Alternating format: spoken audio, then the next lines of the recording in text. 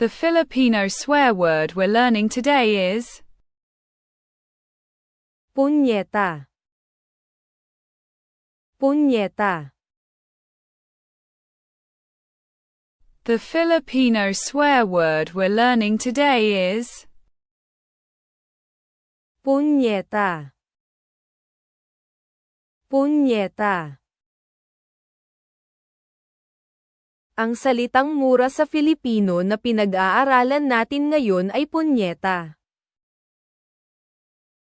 Ang salitang mura sa Filipino na pinag-aaralan natin ngayon ay punyeta.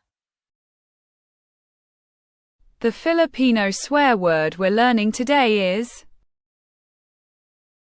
punyeta, punyeta.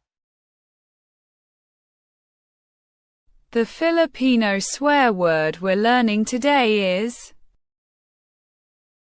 punyeta, punyeta. Ang salitang mura sa Filipino na pinag-aaralan natin ngayon ay punyeta. Ang salitang mura sa Filipino na pinag-aaralan natin ngayon ay punyeta.